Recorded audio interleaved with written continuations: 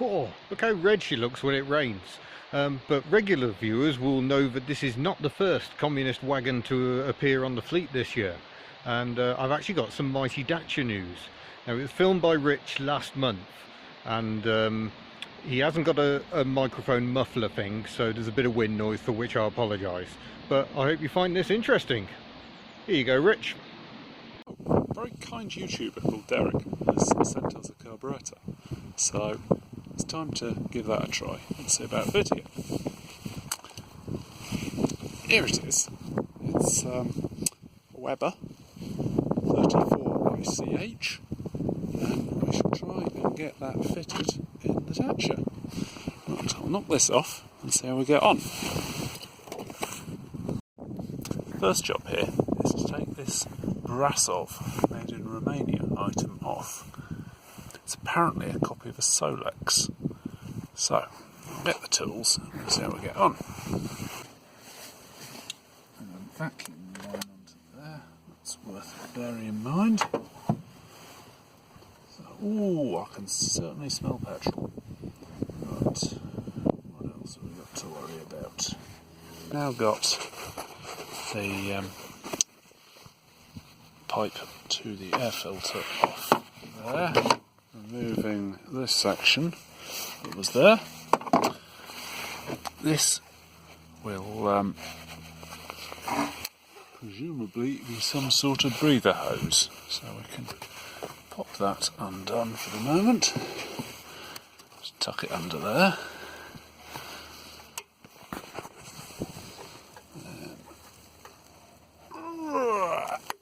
Pop that one off. Put that onto there. Right, so we've now got the fuel hose and that's, I think, the throttle linkage. Let's just double check. So,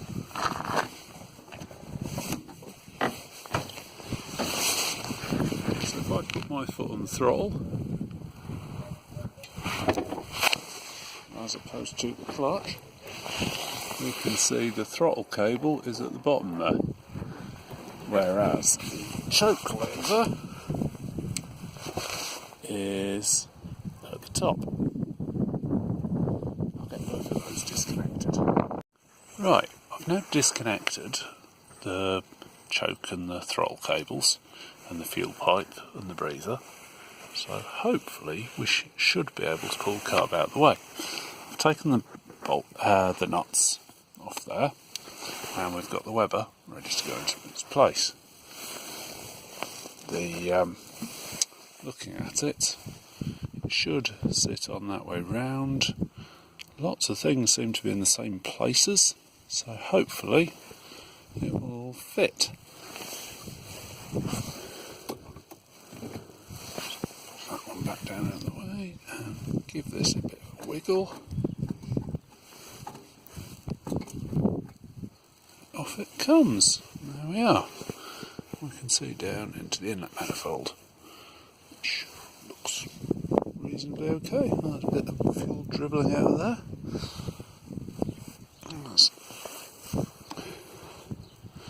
So, on Solex, I'll have a go at taking that apart on the kitchen table at some point and see if I can work out what's the matter with it.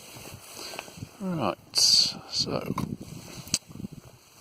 sure there's a few differences on this, but let's just have a check and see if it fits into position, which is always quite helpful if it does. Derek has very kindly given us a couple of adapter plates as well. There's one there that turns it around and another that should space it out a bit if we need to. So, take the plastic cap off the top, down into there. Right, initial problem we're having is that there's a little solenoid on the side of this one, which is getting a bit in the way of the air filter. So, air filter is a problem we can worry about afterwards. So, pull that bellows off there. Back on. That is rather nice fit. So, I'll go and connect everything up and we'll see if it works. Quick thought about what I'd forgotten about just then was that we could do without any air leaks on the carburetor. So I've applied a bit of grease both sides of this rubber gasket piece on the bottom. So hopefully that should sort it out. As you can see, I've got the bolts nuts back on and bolted the carburetor down. If you look closely, you can see a bit of the grease that I used as a gasket, where it's just squeezed out at the sides. Hopefully that'll work. I've connected the throttle cable back up in hopefully the right place. The spring seems to still be pulling it back down. Choke is connected back up. So the solenoid will need wiring in to a live from the coil, and around this side it gets a little more complicated, because what I had, if you remember from before, was that was going into the top of the engine for the vacuum, and then that into that pipe there, and we don't appear to have anywhere to put it into the back of the carb like we did before, because on the other carburetor there's a great big pipe there which is not there on this one, so I might have a think about that. Also, the fuel line, which was going on here, is now going on here, so onto here, which we might have to look at the routing slightly, possibly cut it down afterwards, but I think I'll just leave it dangling for the moment and hope for the best. But once I've managed to persuade it onto the rather larger union there, sure it'll be fine. Right, so carb is connected up. There is a vacuum pipe which I have blocked with this 1/4-inch driver for the moment. There's another one there and another one there, which give us plenty of potential for it not to work properly, but we'll see how it goes. I think that one is where this should be connected up for the vacuum advance on the distributor, which we know from Ian doesn't work. So we'll leave that alone for the minute. This red wire here connects this little solenoid at the back onto the positive on the coil. So battery is connected back up. I'm not feeling too hopeful. There's fun. But let's go and see how it does.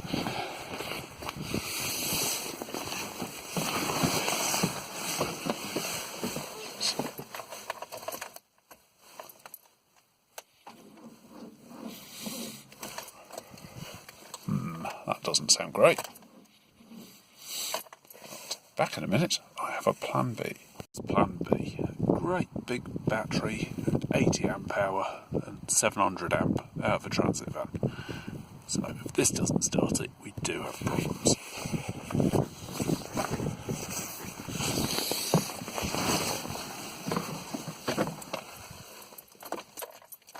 Alright, I haven't got any ignition lights, so let's play wiggle the fuses.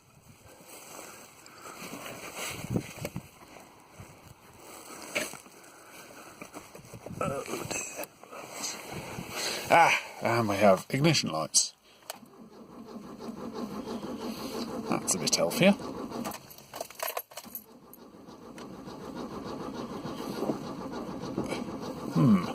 Throttle doesn't appear very positive. It seems to go down with no effort whatsoever, which suggests I've got the positioning a bit wrong.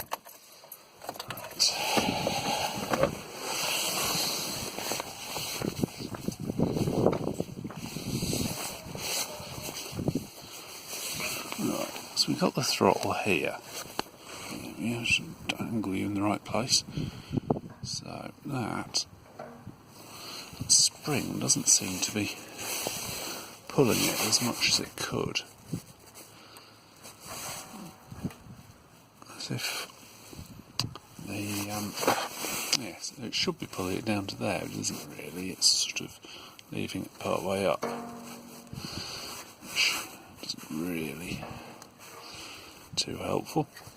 But can we do? What can we do?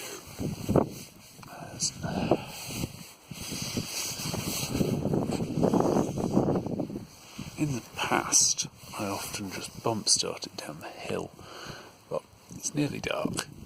I've not got Ian here to help me get it back up again if it doesn't start, and being as I've changed a lot of components, I'm not feeling quite as confident. So give it another churn and see what it does. So handbrake on and knock it out of gear, so I don't need to worry about the clutch. Well, at least the battery is showing signs of... Oh, it caught there. That caught me by surprise.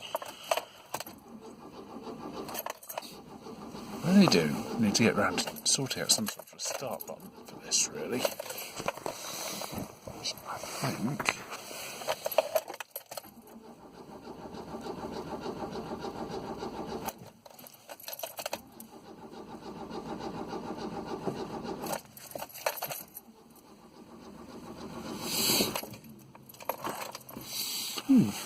Look at the top of the carburettor as I do it.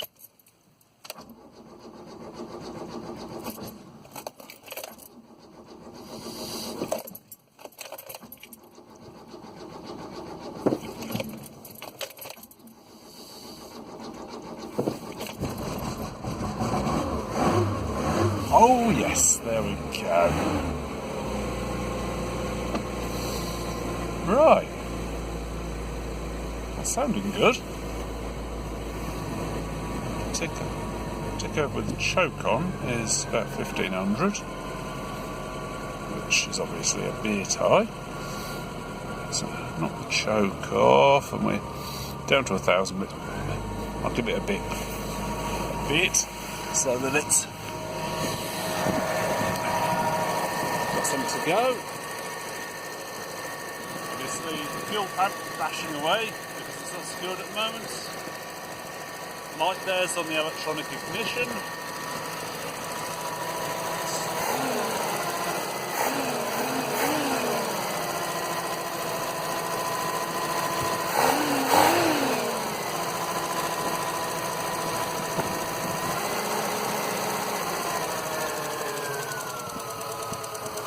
There we go, that's the choke off.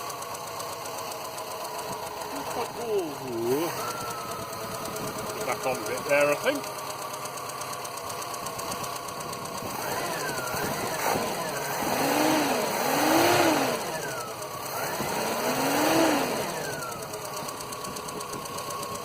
Well, it's going to need some tweaking. You notice that the top isn't on the carburettor because here it is. Fortunately, I can't get it to fit. That is supposed to fit on like so.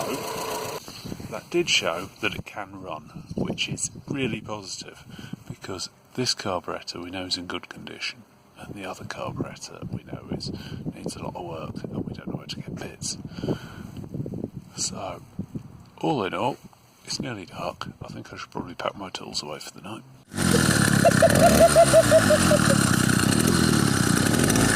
That's insane.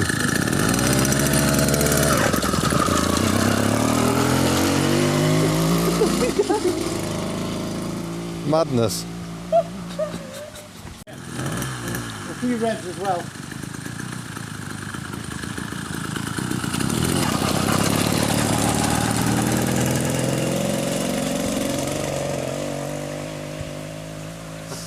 I think he's enjoying that.